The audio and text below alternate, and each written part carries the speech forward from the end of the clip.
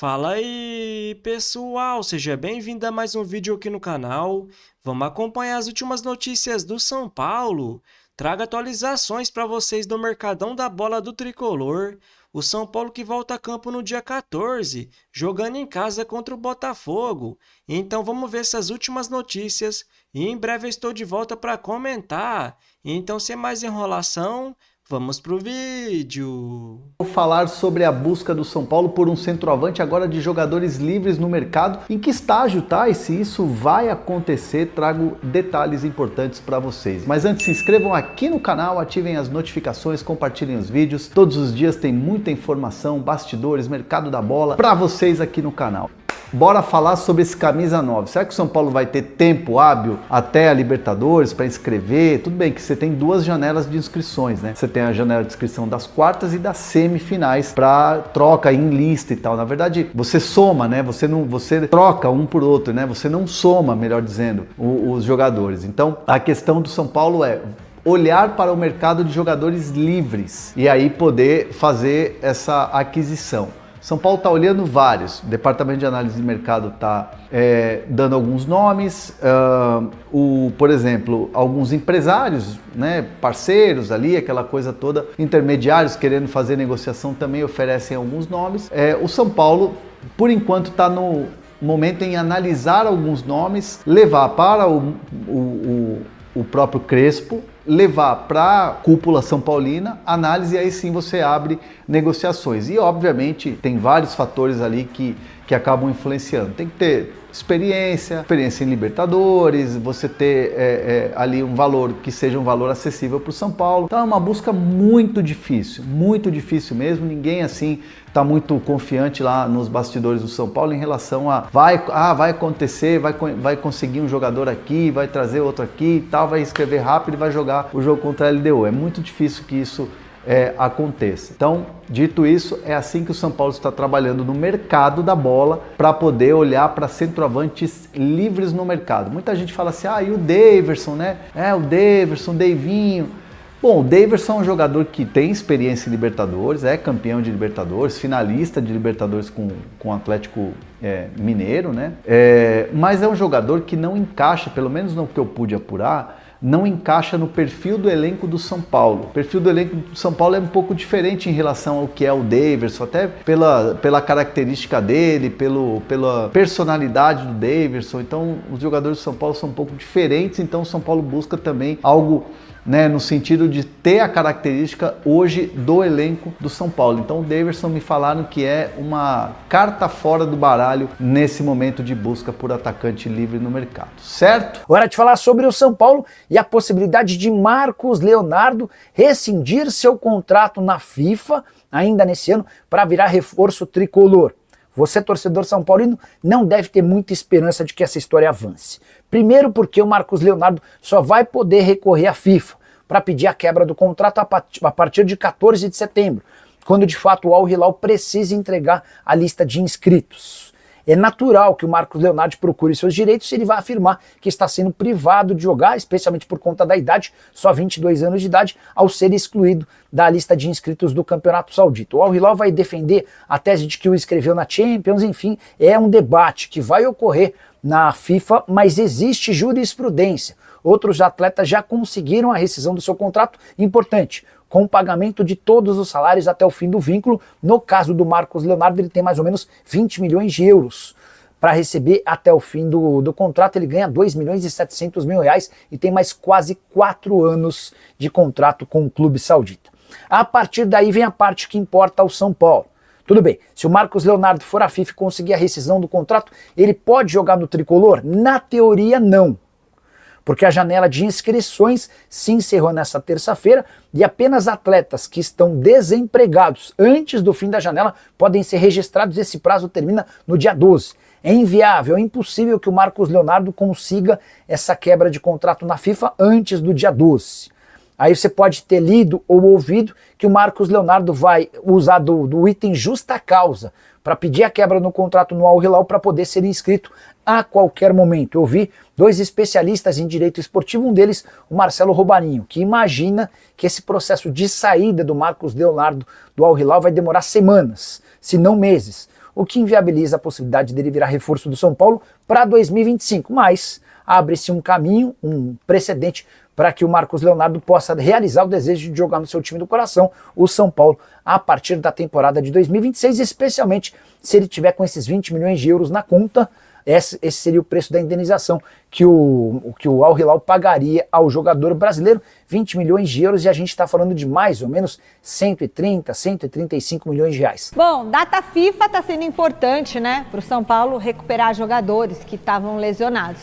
Marina Buffon vai contar pra gente quem que vai reforçar o time do técnico Hernan Crespo. Pois é, né? Tô aqui em frente ao estádio do Morumbi, está aqui ao meu fundo, o imponente estádio do São Paulo Futebol Clube, que joga aqui mesmo dia 14 de setembro. Então são quase 2 semanas aí para o time treinar e recuperar seus atletas, como você falou. A gente sabe que o departamento médico está lotado ainda, mas temos boas notícias, porque ontem o time se reapresentou lá no CT da Barra Funda. Então ontem e hoje já houve treinos por lá, comandados pelo técnico Hernan Crespo, e a gente pôde ver que o Arboleda, por exemplo, já está na fase final da sua transição, fez quase todo o treinamento junto com os colegas ali, fez alguns trabalhos individualizados, é verdade, mas já está praticamente aí voltando 100% a esse time do São Paulo. Pode ser que no dia 14 ele já esteja à disposição para jogar contra o Botafogo pelo Brasileirão aqui no estádio do Morumbi. Outras boas notícias são que o Oscar, por exemplo, e também o Marcos Antônio já correram ali no gramado também, fizeram trabalhos individualizados lá dentro, no refis e tudo mais, mas já foram pro gramado. A gente tem aí imagens, né, deles correndo ali no CT da Barra Funda. Também correram Caleri, que ainda está se recuperando da cirurgia no joelho, também o Hugo, volante, também correndo ali no CT. Então são atletas que estão em diferentes níveis de recuperação, mas já mostram aí que estão, né, caminhando para em breve estarem de volta aí. Claro, o Caleri ainda não, mas o Marcos Antônio, espera-se que ele esteja à disposição do Crespo para a partida contra a LDU. A André Silva e Lucas, o Lucas que fez uma artroscopia recentemente, né, no joelho, por conta de todo aquele problema que ele tem, ficaram na parte interna, ainda estão aí resolvendo as situações das suas lesões. Rigoni, Mailton. Esse Rigoni, eu vou te falar, Sky não sei, treinando. eu tô vendo uma expectativa em cima do Rigoni, mas ele, né, esteve no São Paulo em 2021, fez ali alguma certa, uma boa apresentação pelo São Paulo. Teve um bom começo, né? Um bom começo e tudo mais, mas depois ele vai pro Austin, depois pro León, agora volta pro São Paulo com 32 anos. Sinceramente...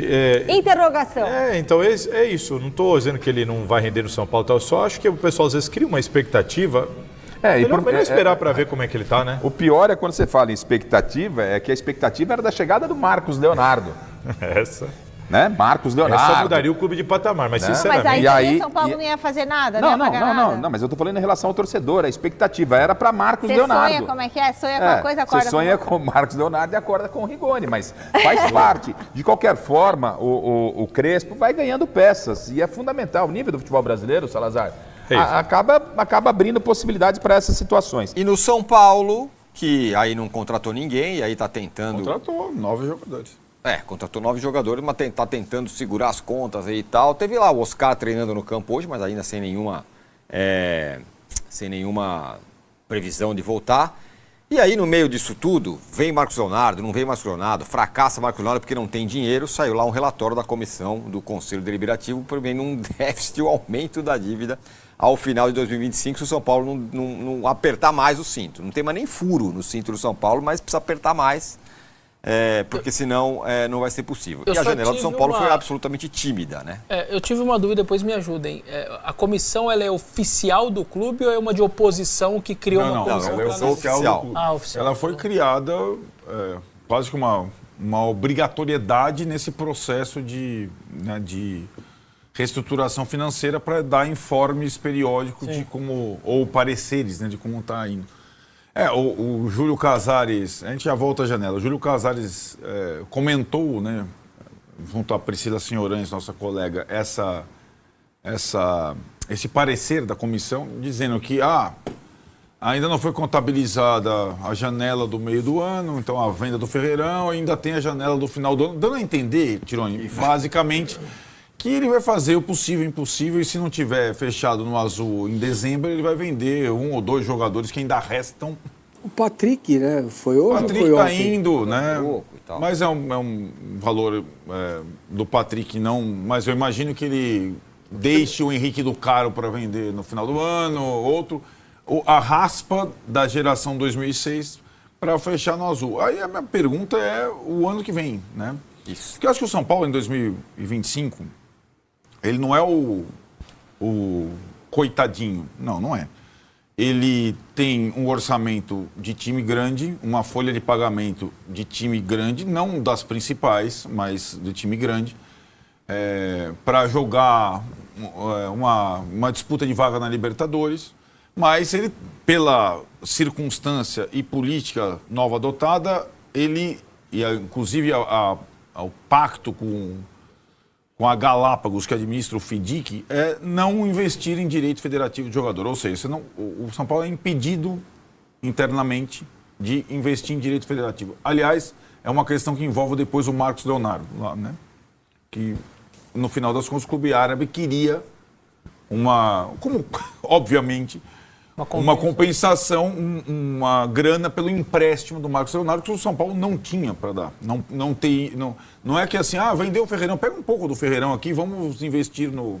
Não, né? Ele é travado nessa... O caminho que normalmente, sei lá, você tem um departamento de futebol. Como o Santos diz, o Alexandre de Matos diz que está fazendo. Estou vendendo fulano, vou receber aqui e vou investir no cicrano. Não, o São Paulo não é esse caminho em 2025. Então, o São Paulo não investiu em jogadores com direito federativo, mas investiu em jogadores caros, a partir do Oscar, né? Foi o primeiro que ocupa a maior faixa salarial da folha de pagamento do São Paulo. O Tolói não é barato, que veio nessa janela agora, né?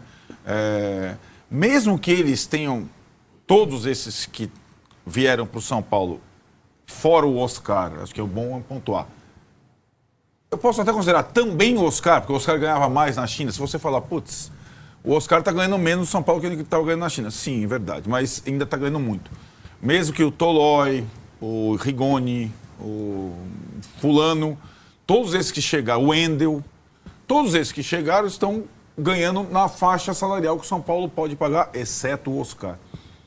Mas o São Paulo, com 9 contratações e algumas delas por conta de lesões, como é o caso do Rigoni, como é o caso de outros, ele tem uma folha de pagamento gorda ainda, muito gorda, cara, substanciosa, que despende uma questão mensal que está aí, ainda continua gastando muito com o futebol também. Porque os machucados seguem na folha normalmente. Porque os machucados seguem na folha também, né?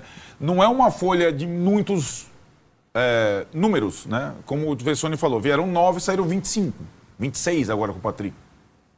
Não é um corte em quantidade, mas a folha do São Paulo continua alta. Então vamos comentar sobre essas últimas notícias do São Paulo.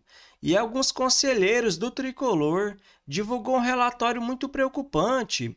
O São Paulo, que previa fechar o ano com superávit de mais de 44 milhões de reais, pode fechar no prejuízo novamente de mais de 48 milhões de reais. E se isso realmente se confirmar, é muito complicado, né, galera? Até porque o São Paulo aprovou o FIDIC, não investiu para trazer jogadores somente salário e ficar no vermelho novamente. Uma coisa que eu achei interessante aqui e preocupante são a folha de pagamento do São Paulo, né, galera? Pouco mais de 28 milhões de reais. Nisso aqui que o São Paulo tem que mudar, tem que parar de começar a trazer jogadores veteranos, como o Oscar, o Lucas Moura, Cedric, Dineno, entre outros, que ganha muito e só fica machucado, e quando joga não rende muito, como o Dineno, por exemplo. Na minha visão, o São Paulo tem que trazer jogadores mais novos, ou até da base, que não tem um custo muito alto, como o Henrique Carmo, por exemplo, que o São Paulo deve fazer, né, galera? Até porque está muito próximo de aprovar, né, o fundo de investimento das categorias de base. O São Paulo deve receber 250 milhões de reais a 350 milhões, né, da Galápagos e o Marinax para um grande investimento na base. Eu vejo alguns comentaristas e alguns torcedores criticando essa futura parceria, mas tem que entender que o São Paulo precisa fazer alguma coisa. E já que falamos, né, sobre a folha de pagamento do São Paulo, que se aproxima de 30 milhões de reais por mês, o que dizer sobre a chegada do Rigoni? Eu sei que a maioria dos torcedores não vai concordar comigo, mas na minha visão, não achei tão necessário assim a chegada dele.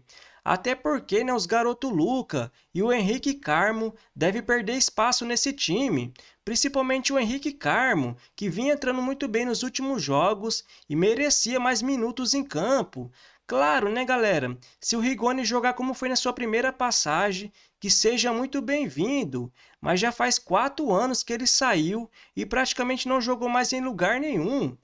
E após não conseguir fechar com Marcos Leonardo, segundo alguns comentaristas, o São Paulo ainda tenta trazer outro centroavante, até porque perdeu para o restante do ano o André Silva, o Caleri e o Rian Francisco, mas eu não concordo muito, porque uma coisa é o Marcos Leonardo, outra coisa é trazer outro centroavante no estilo de Neno, até porque o São Paulo jogando com essa linha de 3 zagueiros precisa de mais velocidade no ataque, né, galera?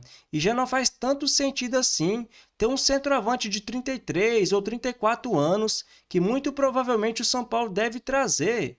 Então, na minha visão, o São Paulo deve focar no Ferreirinha, no Henrique Carmo, agora no Rigoni e no Tapia, não trazer outro jogador que receba um salário alto e que também não joga nada. E após essa pausa, né, para a data FIFA, o São Paulo volta a campo no dia 14, agora jogando em casa contra o Botafogo. No dia 18, joga fora de casa contra a LDU pelo primeiro jogo das quartas de final da Libertadores. No dia 21, tem um clássico pela frente, joga fora de casa contra o Santos. No dia 25, tem decisão, joga em casa contra a LDU pelo segundo jogo das quartas de final da Libertadores. Por isso que é muito importante esse primeiro jogo, no dia 18, o São Paulo tentar segurar o resultado de qualquer jeito, para depois decidir em casa no dia 25. Já no dia 29, o São Paulo joga em casa contra o Ceará. Então essa é a sequência do Tricolor nos próximos dias. Então se você curtiu o vídeo, deixa seu like, se inscreva no canal e até a próxima!